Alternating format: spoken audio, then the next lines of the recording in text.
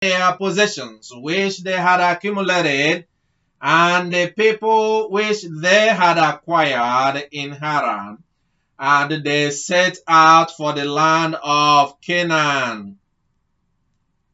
So they came to the land of Canaan.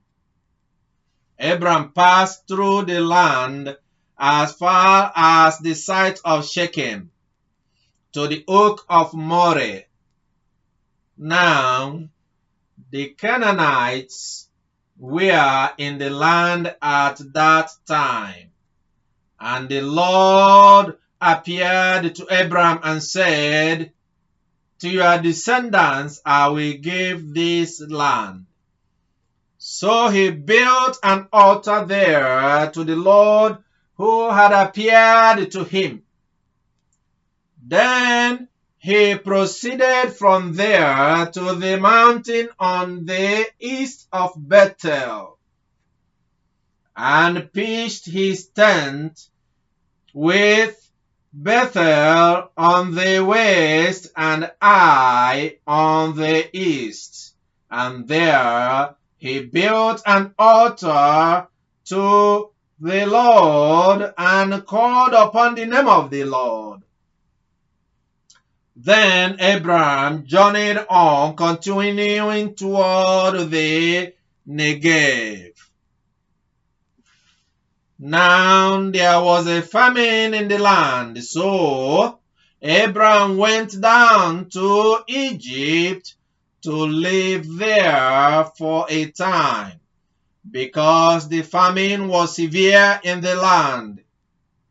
It came about when he was approaching Egypt that he said to his wife Sarai, see now, I know that you are a beautiful woman, and when the Egyptians see you, they will say, this is his wife, and they will kill me, but they will let you live. Please say that you are my sister, so that it may go well for me because of you, and that I may live on account of you.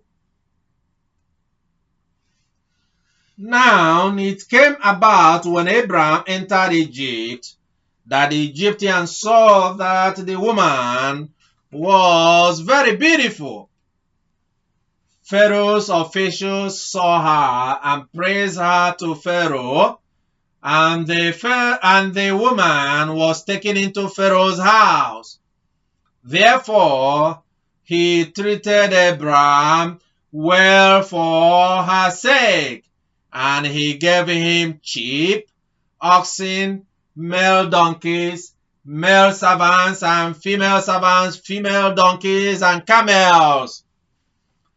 But the Lord struck Pharaoh and his house with great plagues because of Sarai, Abram's wife.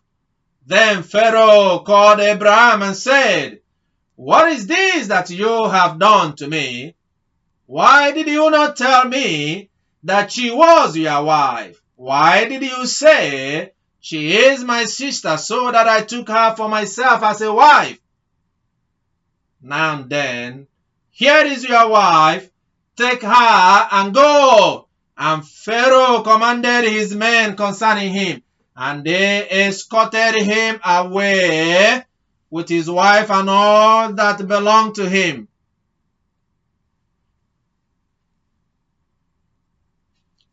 In the book of Matthew chapter 23, from verse 1 to 12 and verse 34 to 36 in my second reading today, the word of the Lord says, then Joseph spoke to the crowds and his disciples, and then Jesus spoke to the crowds and to his disciples, saying,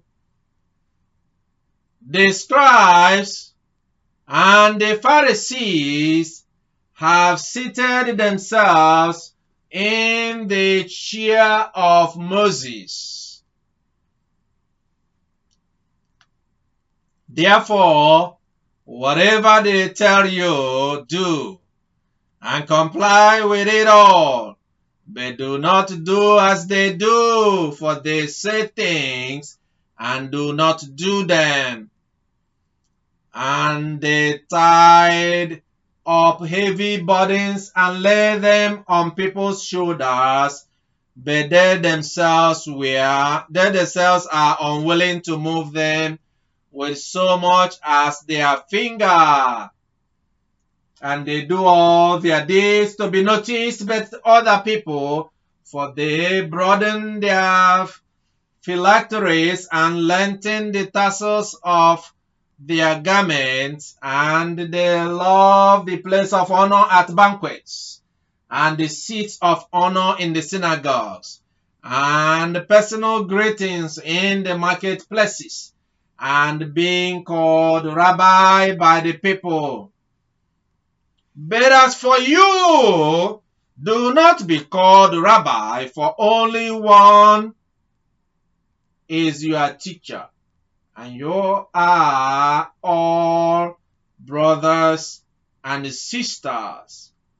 And do not call anyone on earth your father, for only one is your Father, he who is in heaven.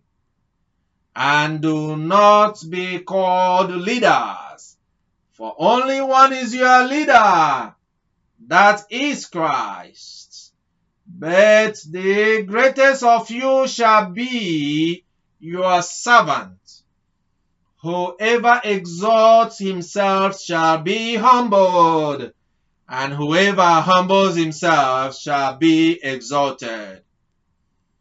Therefore, behold, I am sending you prophets and wise men and scribes. Some of them you will kill and crucify, and some of them you will flog in your synagogues and persecute from city to city, so that upon you will fall the guilt of all the righteous. Blood shed on earth, from the blood of righteous Abel to the blood of Zachariah, the son of Berechiah, whom you murdered between the temple and the altar.